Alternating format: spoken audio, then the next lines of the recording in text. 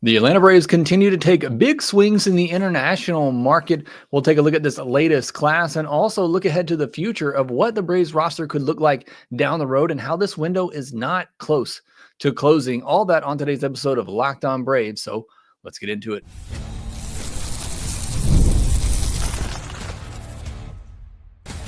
You are Locked On Braves, your daily Atlanta Braves podcast, part of the Locked On Podcast Network, your team every day.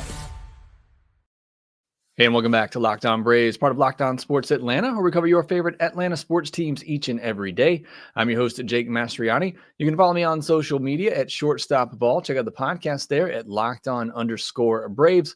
If you're new and watching this on YouTube, do me a huge favor, hit that subscribe button, hit that thumbs up button, leave me a comment down below, as it does help out the show a ton whenever you do those things. If you're listening on the audio version, you can help out by leaving me a 5-star review on Apple, Spotify, or wherever you get your podcast. And thanks as always for making Locked On Braves your first listen of each and every day.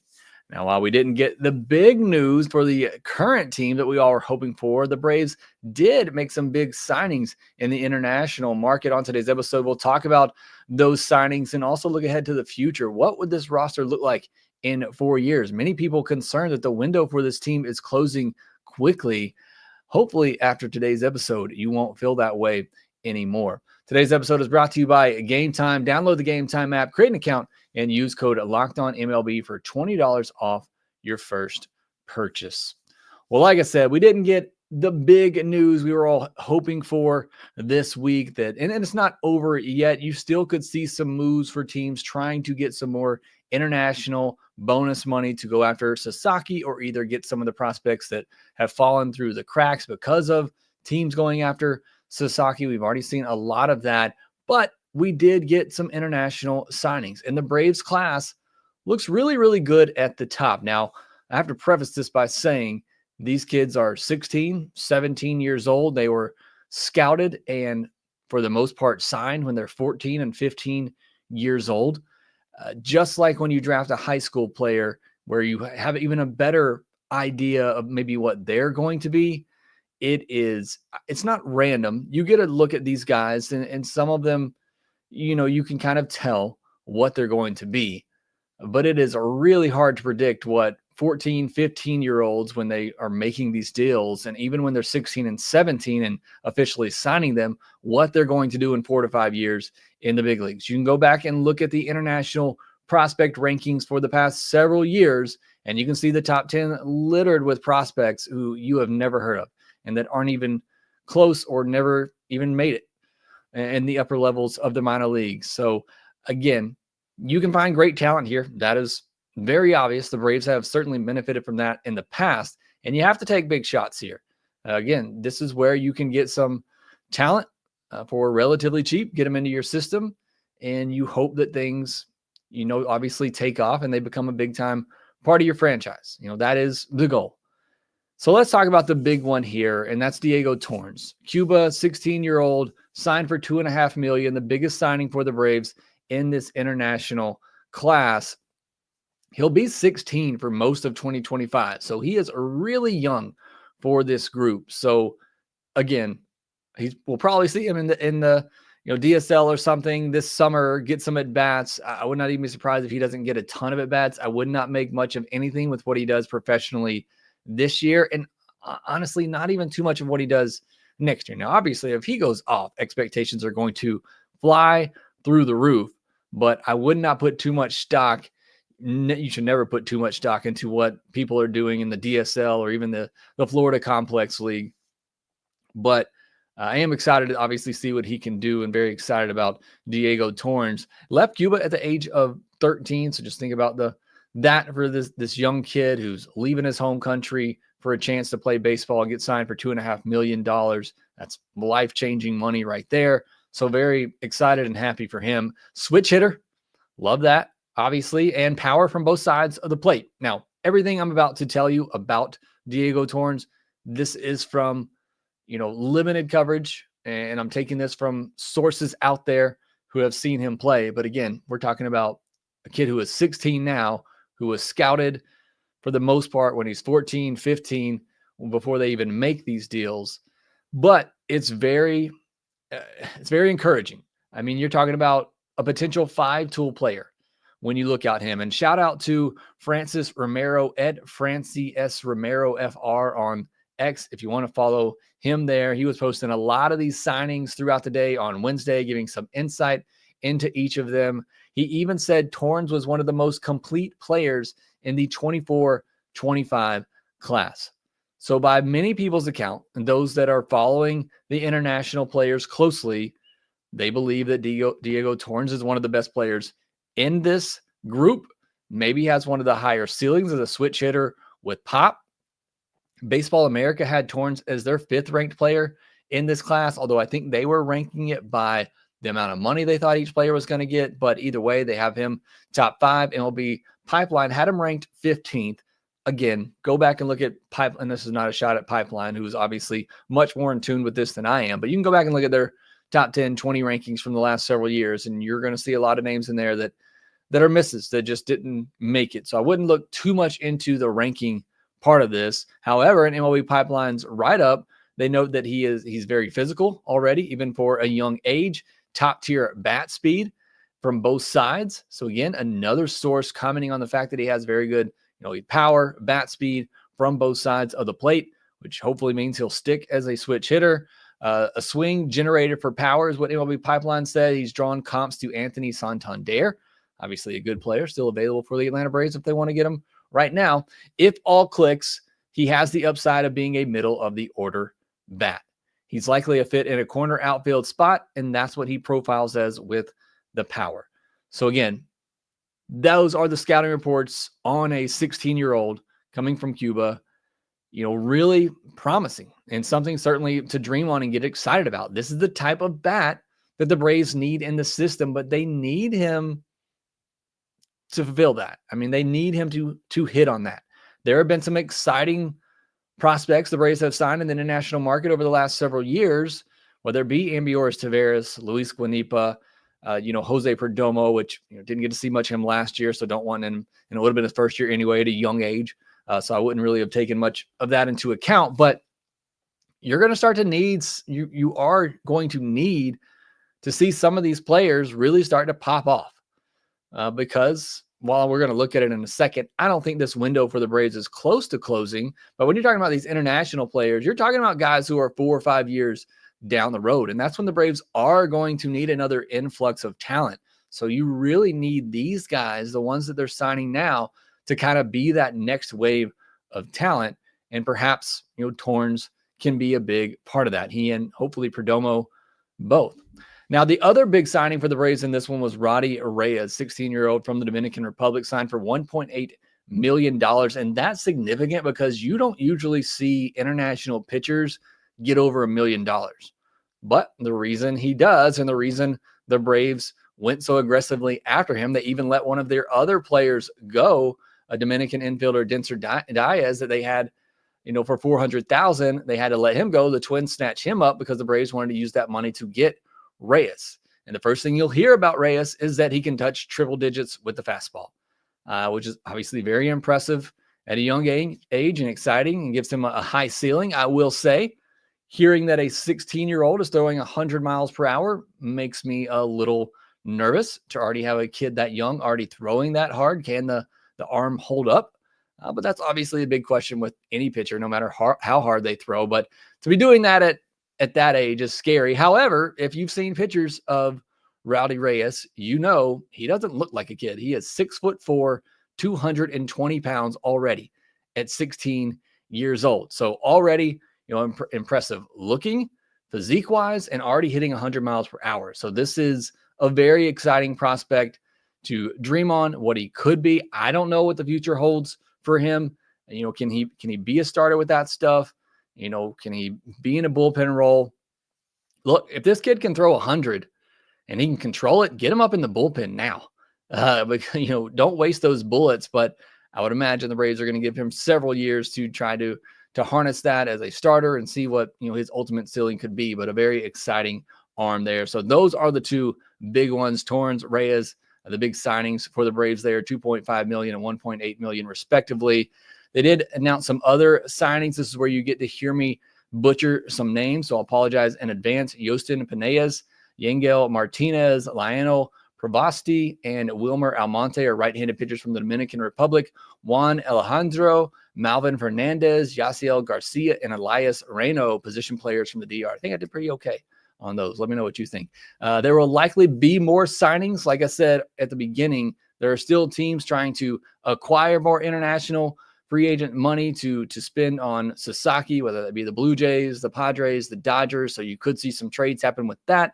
And you could see some other teams trying to still get some international money to sign some of the players that maybe the Padres and Dodgers have to let go in order to sign Sasaki. So there could be more movement in that, and you'll probably see more signings for the Braves. While you do have a bonus pool limit that you can spend, you can sign as many players as you want for $10K. So you're going to see a lot of those players get signed as well. The Braves will put out a blue screen eventually whenever they're done in the international space, or they feel like they're done, at least for now. I mean, you can sign players from now until I think it's December 15th. So you could still see other players get signed throughout the year, but for the most part, everybody gets signed in the first couple days, weeks of the international signing being open. So those are your big international free agent signings. Again, exciting stuff there, but these are 16-year-olds. You just never know.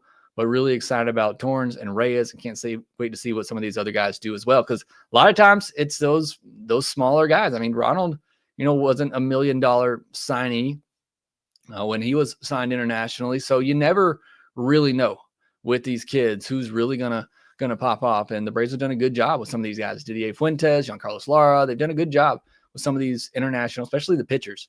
So I can't wait to see what they do with Reyes. Now, I have heard from a lot of you that the Braves window is closing, that the future doesn't look good. They're not doing anything. They're giving up on this team. They're wasting their window. And we can have that conversation about 2025, certainly. And I think they will do something. I'm going to say it until they absolutely don't. But the future is still very bright for this team, despite not having the top level talent in the farm system. You can look into 4 years from now, and this team still is very, very strong. I'm going to tell you why and how here next.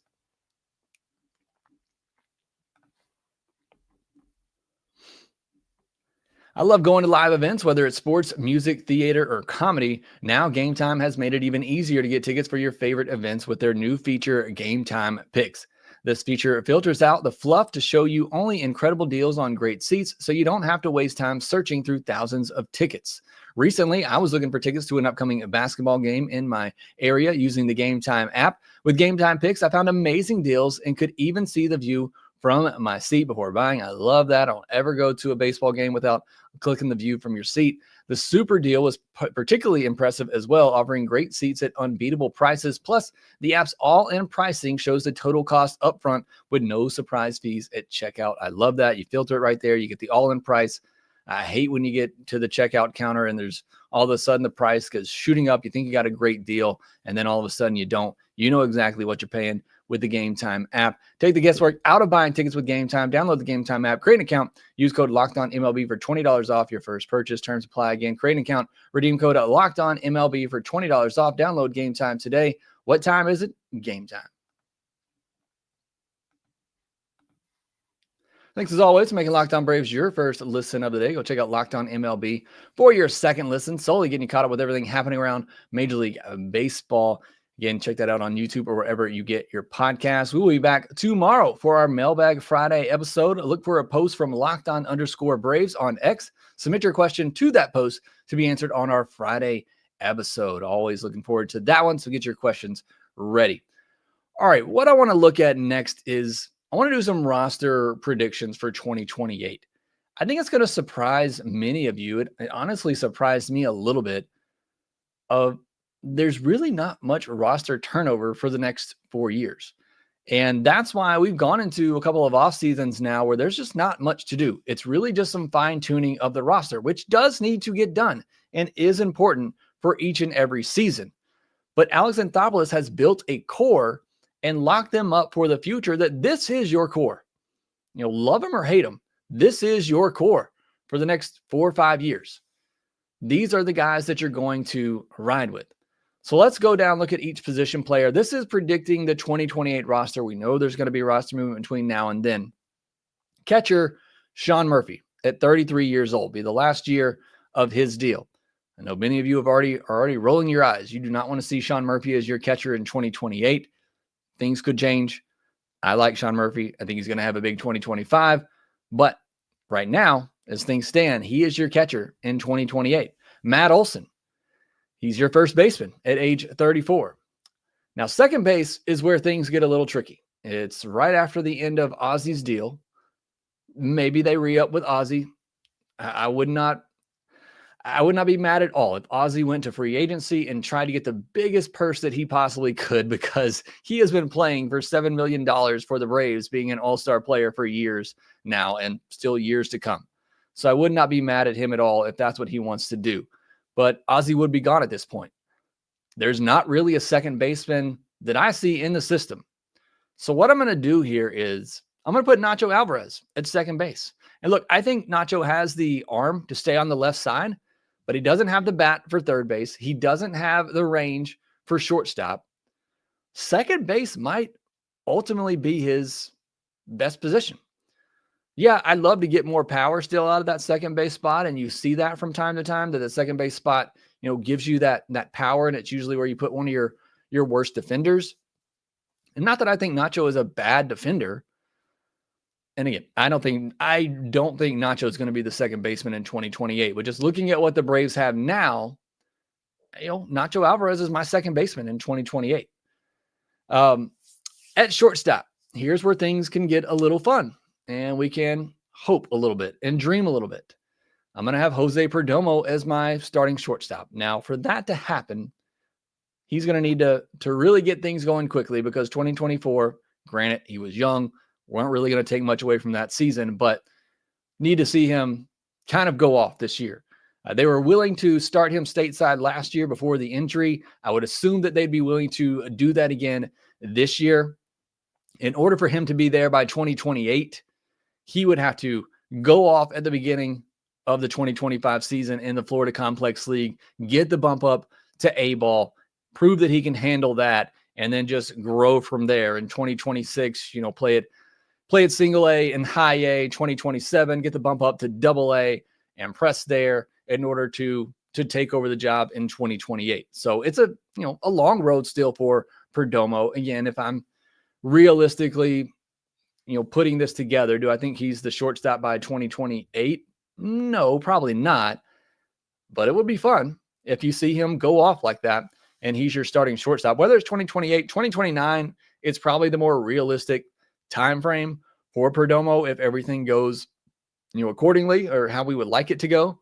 It's probably more 2029 for Perdomo, but I don't see anybody else at the shortstop position. Middle infield, Braves have got to do a better job of getting some prospects for the middle infield spots. And second base, I get, not typically something that you're, trying to develop. You even look at Ozzy and Dansby coming up, both of them were shortstops. So you had to move Ozzy over to second, which was the smart move and the wise move. But, both those guys started out as shortstops, and that's typically how infielders do start out.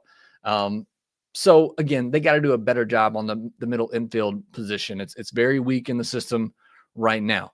But Nacho Alvarez, Jose Perdomo in 2028, maybe could work out. At third base, it's a 31-year-old Austin Riley. So you look at the core there. We'll get to that in a second. But Austin Riley still there, age 31. So obviously getting a little bit up there in age, but I would imagine Riley to still be a very productive hitter at that point. Left field is where we could also get a little fun. Diego Torrens. Now, again, I just said I don't think Perdomo is going to be ready by 2028. I would imagine that Torrens isn't either. But again, we're sitting here dreaming. We just talked about him. Let's say that he goes off this year. He stays healthy. And I doubt they would push a guy that's going to be 16 all year to the complex league in Florida. He's probably going to play in the DSL. But, if he does well in the DSL this year, they start him off in the complex next year, move him up to A-ball. And then the year after that, goes from A-ball to maybe double A. And then you're just a call away at that point. At 19, 20 years old, crazier things have happened. But outside of that, maybe a Luis Guanipa, if he can figure it out, the contact, find a way to make better contact more consistently next year. And maybe he takes off. He could be an outfield option. Or, hey, what about Jared Kelnick? He would still be under team control in 2028. Maybe Jared Kelnick puts it together and he's your starting outfielder or starting left fielder in 2028. Now, your starting center fielder is going to be a 27-year-old Michael Harris. So you feel really good about that in center field with Michael Harris still being patrolling center field, still being very young in his prime, hopefully competing for MVP's All-Star game. Michael Harris in center field. Ronald Acuna Jr. is the last year of his deal. 30-year-old Ronald Acuna Jr. Is he still playing in the outfield at that point? Might be a question for some of you, but he is still with the team making $17 million a year at that point. DH, I got Drake Baldwin. Again, maybe for some of you, he's the starting catcher and Murphy's gone at this point. But if the Braves believe in the bat as much as it seems like they do, to the point where they weren't even willing to entertain offering him in a deal for Garrett Crochet, which I would have done in a heartbeat. If they weren't willing to do that, they clearly see something in Drake Baldwin that they're going to hang on to him. Again, if you weren't willing to entertain the idea of putting Drake Baldwin in a deal for 2 years of Garrett Crochet, who could potentially be one of the best pitchers in baseball, I don't know how you're not moving Drake Baldwin. Then you believe that strongly in Drake Baldwin. He is part of your future. So whether it's at catcher, whether it's at DH, Drake Baldwin, it feels like he is going to be a part of this Braves future. So I got him at DH with Sean Murphy still catching, and they could probably split time, however you want to draw that up. But again, from what Grant told me in my interview with him, what he told all of you, it sounds like the Braves really love some Drake Baldwin. They love the Drake. I got to imagine he's part of this future then. So I got him a DH. Now, on the pitching side of things, obviously pitching can change very quickly with pitcher injuries. But you just think about, and this is best case scenario, if all these guys develop and reach their potential is kind of what we're looking at here. You're looking at a starting rotation in 2028 of a 29-year-old Spencer Strider, a 28-year-old Spencer Schwellenbach, a 25-year-old A.J. Smith-Shawver, a 26-year-old Hurston Waldrop, and then a plethora of guys behind them like a J.R. Ritchie, a Cam Caminiti, an Owen Murphy, a Didier Fuentes. Again, pitching can change so quickly, and we've seen that in the past before with guys like a Michael Soroka and Ian Anderson, a Kyle Wright, how injuries have just devastated their careers and trajectories. But as you look at it now, I mean, that is a pretty incredible rotation to dream on in 2028 of all guys who are going to be under 30. Of a Strider, Schwellenbach, Smith-Shawver, Waldrop, Ritchie, Caminiti, Murphy, Fuentes. And there's more names that I could mention in there. I feel like the future of the Braves pitching is in a pretty good shape. You know, as well as can be, not knowing what future injuries are going to look like. At the closer position, I put Giancarlo Lara. Look, I hope that he can make it as a starter. I think it's really good stuff. But if not, I think he has the ability to be a lights-out closer. Maybe it's Roddy Reyes. You know, if we want to continue this international theme from 2025 signing class that we're looking at, maybe they do push Reyes through as just a reliever who can throw 100 and he's your closer in 2028. But this is the roster that you're talking about. Murphy, Olsen, Nacho, Perdomo, Riley, Guanipa, Kelnick, Michael Harris, Acuna, Drake Baldwin. That's still a really good lineup. And then we just went through the rotation. This Braves window is not closing anytime soon. Like I said, I think 2028 is possibly the last year of this window. You really don't lose much after 2028 either. You lose Acuna, Kelnick, and maybe Murphy as well. But you still have a pretty good core there. It's just that, Matt Olson's a year older. Austin Riley's a year older. They're both starting to get into their mid-30s a little bit. But this team isn't slowing down. This is going to be a good team for years to come. And I think if looking at this, it just convinces it in my mind even more. Not that I ever really doubted that, but hopefully it convinces you as well.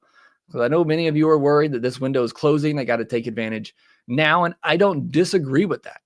I think they are in the middle of a strong window and they have the team to get it done and they need to try to go for it. But it's not like this is their last chance to go for it. There are going to be more years that this team can win going forward. I'm really excited about this upcoming season, but I'm excited about the future as well for the Atlanta Braves. And again, let's get back into 2025 now. But hopefully that was fun for you. Let me know what you think. What's your lineup for 2028 and beyond? Who do you think is going to be the starting shortstop, second baseman, left fielder? Who's going to be in the rotation? Let me know down in the comments section below. All right, next we'll get into some news of the day, including some sad news on Bob Uecker. We'll discuss that here next.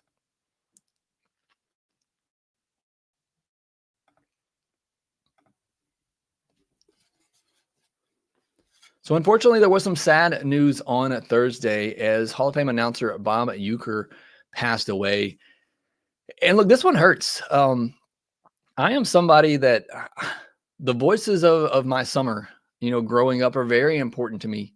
I grew up listening, obviously, to Braves baseball, Pete Van Wieren, Skip Carey, Joe, obviously still here. All those guys, Don Sutton, loved listening to those guys growing up. Loved listening to the guys we get now. I mean, Ben Ingram's a great announcer. I think the Braves have been blessed with some really good announcers that we've had to listen to. But that was my childhood. I would fall asleep listening to Vince Scully on the West Coast. I do it even when I'm older, before, he retired and passed away. Announcers are a big part of the game, and they do a great job of articulating and painting a picture of what the game looks like, even if you're not watching it on TV. Look, I grew up listening to a lot of games on radio. I still listen to a lot of games on radio, and I very much enjoy it that way. But, obviously there is nothing like seeing it with your own eyes. But guys who do it well on radio, it's just amazing what they can do and how they can paint a picture for you. But Uecker in particular, he was larger than just a game. This was a guy that people knew outside of the sport. It's a guy who was known for, being in movies, being a great, actor in the major league movies. So, this one hurts. It's a distinct voice in the game. You hate losing legends like that. Vince Scully as well, a couple of years ago. But it's a big part of the game. It's a big part of my childhood. I hate seeing guys like this, go, because they mean so much to the game. They mean so much to me and growing up. I've told you before, got a lot of books on my bookshelf behind me. One of my favorite one is Of Mics and Men, a book by Pete Van Wieren. If you're a Braves fan, you haven't listened to that, especially if you're a Braves fan growing up, in the 90s, make sure that you give that a read. It's a very good book. Again, Pete Van Wieren, one of my favorites announcers. But certainly thoughts, prayers to the Uecker family. Going to be missed in the baseball world, certainly. Now, some of the other news from the day on Thursday: Jesse Winker signed a 1-year deal with the Mets for $7.5 million, incentives to go up to $9 million. Look, Winker was somebody that I wanted at the deadline. I just thought he fit some of the needs that the Braves had. Left-handed bat, walk. He was stealing a bunch of bases out of nowhere last year. So I thought he kind of filled a lot of holes that the Braves were lacking last year. But I'm not going to sit here and be too upset over not getting Jesse Winker and him going back to the Mets. Sounds like Pete Alonso could be going elsewhere. Reports that he turned down a 3-year deal from the Mets. I don't know where Pete Alonso is going and who's giving him that money, but at this point, it almost feels like that relationship between him and the Mets is soured to the point where I think he'd take a 1-year deal anywhere else rather than go back to the Mets. It's just a feeling I get, but we'll see where Pete Alonso ultimately lands. Now, there are reports, Mets were heavily in the news on Thursday. There are reports that the Mets could be looking to trade for Vlad Jr. from the Blue Jays. If the Blue Jays do that, I don't know what the Blue Jays are doing in general. Maybe that increases, if that happens, that increases the chances of them trading Bo Bichette, if that's your dream scenario for the Braves at shortstop. But if the Mets get Vlad Jr., then I'd start to get a little bit more nervous about the Mets. I still don't know that I buy their pitching, but I didn't necessarily buy it last year, and it was pretty good as well. But that would be a big blow for the Braves in the NL East if the Mets were to acquire Vladdy Jr. Alex Bregman said that he is still not considering a short-term deal. Reports last week that he and maybe some other big free agents out there might be considering shorter-term deals. That doesn't seem to be the case for Bregman. But again, also, I don't know who's giving him his money because the Astros are out on him at this point. The Cubs and Kyle Tucker avoided arbitration hearing, settling at $16.5 million. I'm going to tell you this. I know I probably don't have many Cubs fans listening, but you got to lock that guy up. You gave up a lot for Kyle Tucker, for potentially 1 year of Kyle Tucker, and a year that I don't think many people believe that the Cubs are going to be big World Series contenders. You never know. It's baseball. They don't lock that man up long term and he goes to free agency and signs somewhere else next year. That's pretty bad look for the Cubs. Catchers Jorge Alfaro and Martin Maldonado get minor league deals. I would expect the Braves to do something like that. Again, I do not expect Drake Baldwin to begin the season with the team. Most likely will begin the year in AAA. Why not pair him with a veteran like an Alfaro, like a Maldonado in AAA, assuming those guys, veterans want to take that assignment.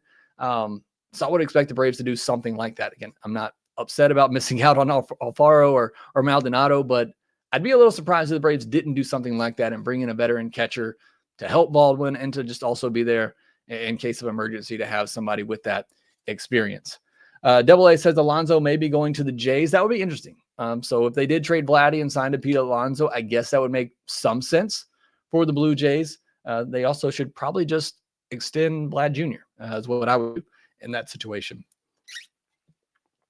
I don't buy that. I'm not saying I don't buy that, Joe, but I just don't understand that from a Blue Jays standpoint. I mean, Vlad is younger. I think he's better, more well-rounded player. He's obviously grown up with that team. The fans love him. You're going to trade him away and bring in an older Pete Alonso and sign him to a big deal going into his 30s. Why would you not just extend the face of your team right now and Vlad Jr.? So I think that'd be a terrible move by the Blue Jays, but they often seem to make some terrible moves. All right, thanks so much for joining. Benjamin Lee, Joe Mixon, AA 187, Chris Hester, Doug Counts, Benjamin Lee as well. Thank you all for joining today's episode. Doug Abelli as well. Ozzie is a free agent in 28. 3 more years. DHing Ozzie doesn't make sense to me. Below average MLB hitter versus right-handed pitchers in his career. Ozzie's going to be the second baseman. I know there's talks about, and his defense was better last year. And hopefully it continues to get better, but he's going to be the second baseman through the end of his career with the Braves. BC in here, Gene C, Thomas Helms. I don't feel necessarily like the window is closing quickly. It feels like we are wasting the prime years of the core we have locked up by not adding and building around it. And that's certainly fair to feel that way. Like I said, I don't think the window is closing, but that doesn't mean that I don't think they should be doing more to help win in the, as you said, the prime years of this window, especially the prime of the position players that you have. Now, I just mentioned in 2028, a lot of those guys outside of Riley, Olsen, and Murphy are still going to be in their 20s, mid to late 20s. So it's not like they're going to be super old at the end of this window. But yeah, I mean, I agree. The window's not closing quickly, but they could certainly do more to help them win now. Michael Ritchie, Bill Whittingham, see you in here as well. Thank you all for joining on today's episode of Locked On Braves. Make sure you subscribe on YouTube if you're new. Hit that thumbs up button. Leave me a comment down below. Make sure you go check out Locked On MLB for your second listen of the day. Make sure you follow us on social media at @shortstopball, at @LockedOn_Braves, and make sure that you rate, review, and subscribe to the Locked On Braves podcast wherever you get your podcast. And we will talk to you next time.